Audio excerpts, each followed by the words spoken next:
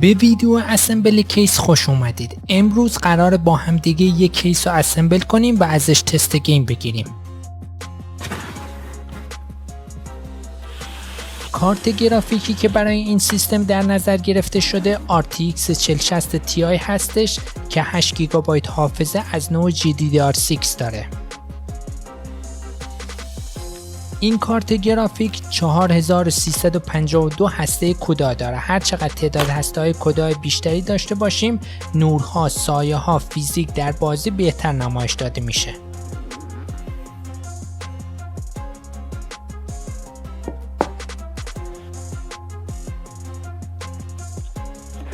مصرف برق این کارت گرافیک 160 واته که نسبت به نسل قبلی خود یعنی 3060 Ti 40 وات برق کمتری مصرف میکنه، در حالی که عملکرد بهتری نسبت به 3060 Ti داره.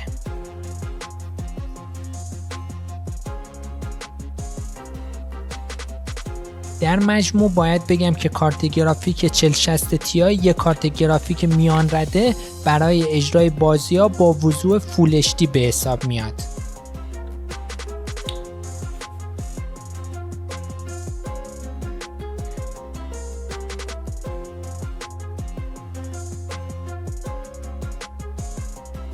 مادربردی که برای این سیستم در نظر گرفته شده مادربرد B660 DDR4 گیگابایت هستش. این مادربرد از تمامی پردازنده‌های نسل 12، 13 و 14 اینتل پشتیبانی میکنه. 4 اسلات رم در نظر گرفته شده برای این مادربرد از نوع DDR4 بوده و توانایی پشتیبانی از حداکثر میزان حافظه داخلی 128 گیگابایت رو داره. در نهایت باید بگم که انتخاب مناسبیه برای افرادی که به دنبال یک مادربرد قدرتمند هستند. پردازنده‌ای که برای این سیستم در نظر گرفته شده i3 1300F هستش.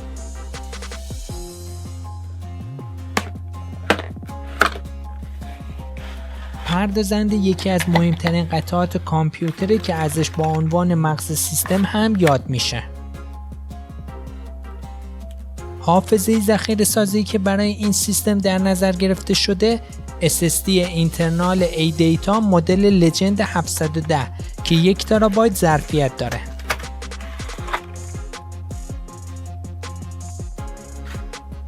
ظرفیت رمی که برای این سیستم در نظر گرفته شده 16 گیگابایت که هر ماژول 8 گیگابایت ظرفیت داره و نوع حافظه این رم DDR4 هست. برای گردش هوای بهتر در داخل کیس و زیباتر شدن کیسمون 4 عدد فن 120 میلیمتری هم در نظر گرفته شده.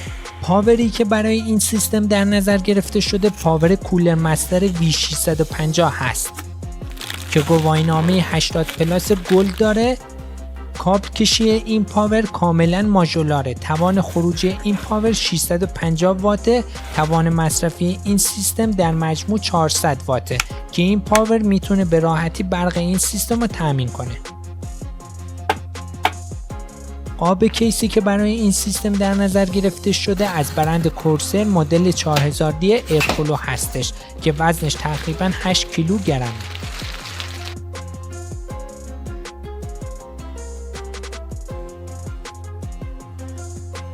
خب اولین کاری که انجام میدیم جا زدن CPU روی مادربرد هست.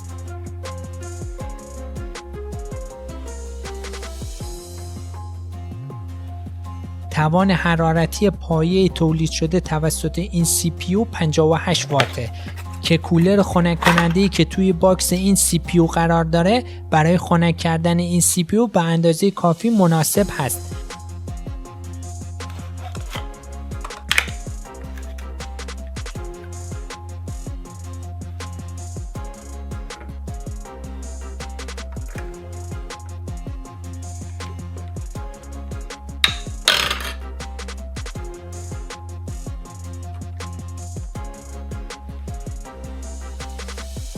و در نهایت کولر خنک کننده رو هم توی جایگاه خودش نصب میکنیم.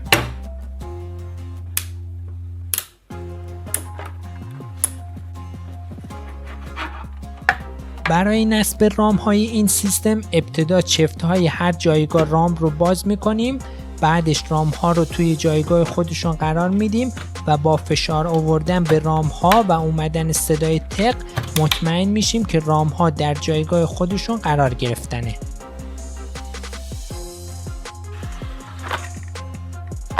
خب نوبت به نصب حافظه SSD M2 روی مادربرد رسیده.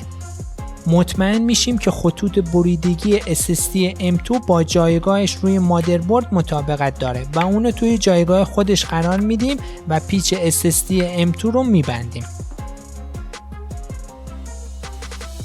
توی این مرحله محافظ ورودی خروجی یا آیو شیلد رو توی شاسی خودش که در پشت کیس هست و قرار میدیم.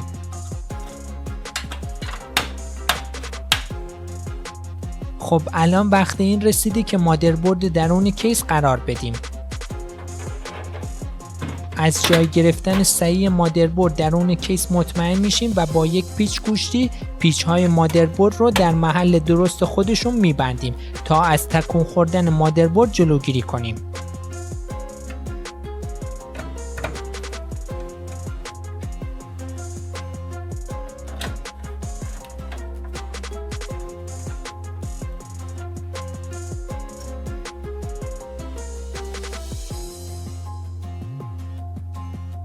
پاور 650 وات کولر مستر کاملا ماژولاره.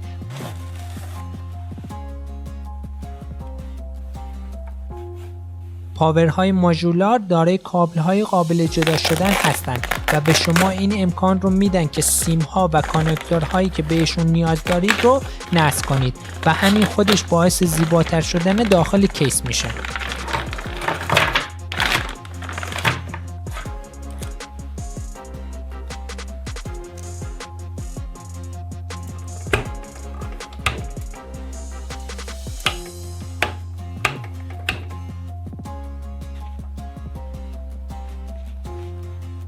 جایگاه پاور معمولا در قسمت پشت کیس و در پایین کیس قرار داره. دقیقاً توی محلی که میشه هوای خنک رو از زیر کیس به داخل کیس کشید. برای نصب پاور هم کافیه که پاور رو در جایگاه خودش قرار بدیم و با یک پیچ گوشتی اونو به کیس پیچ کنیم.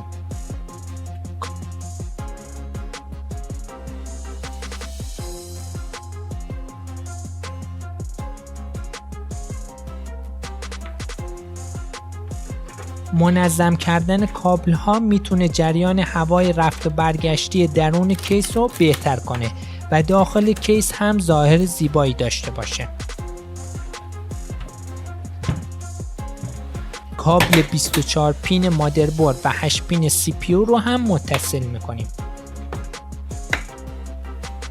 برای نصب کارت گرافیک اول از همه کاورهای جایگاه پشت کیس رو برمیداریم. بعد از اینکه این کارو کردیم کارت گرافیک توی جایگاه خودش روی مادربرد قرار میدیم.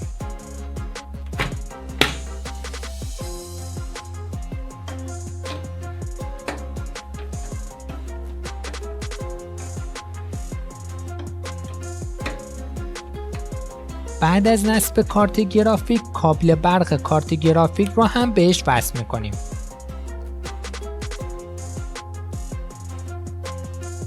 خب کابل برق پاور رو هم نصب میکنیم.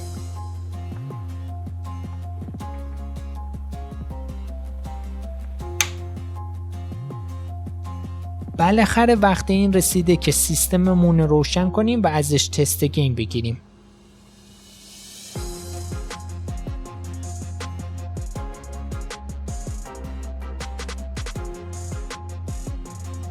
خب توی بازی فورزا هورایزن با رزولوشن 2K اگه DLSS و فریم جنریشن فعال باشه میتونیم 115 FPS فریم ریت بگیریم.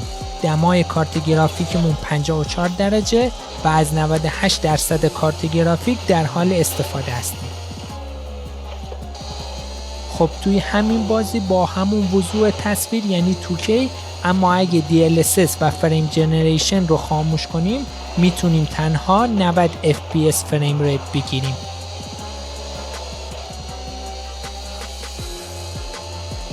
دمای کارت گرافیکمون 55 درجه و از 99% کارت گرافیکمون در حال استفاده شدنه. دمای CPU 63 درجه و از 58% CPU در حال استفاده شدن هست.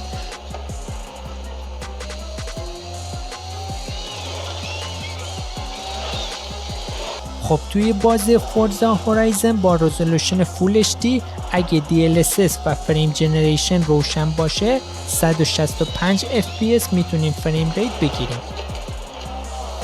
توی بازی ردت با رزولوشن فول HD اگر DLSS روشن باشه 82 FPS میتونیم فریم ریت بگیریم. دمای کارت گرافیکمون 54 درجه و از 75% کارت گرافیکمون استفاده میشه. دمای CPU 54 درجه و از 58% CPU هم استفاده میشه.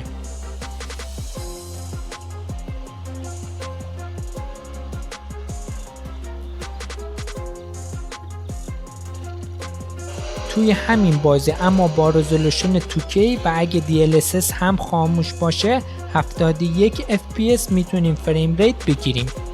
دمای کارت گرافیکمون 62 درجه و از 99% کارت گرافیکمون هم استفاده میشه. توی همین بازی و با رزولوشن 2K اما اگه DLSS هم روشن باشه 82 FPS میتونیم فریم ریت بگیریم. خب به انتهای ویدیو رسیدیم. لطفاً لایک و سابسکرایب فراموش نشه و تا ویدیو بعدی خدا نگهدارتون.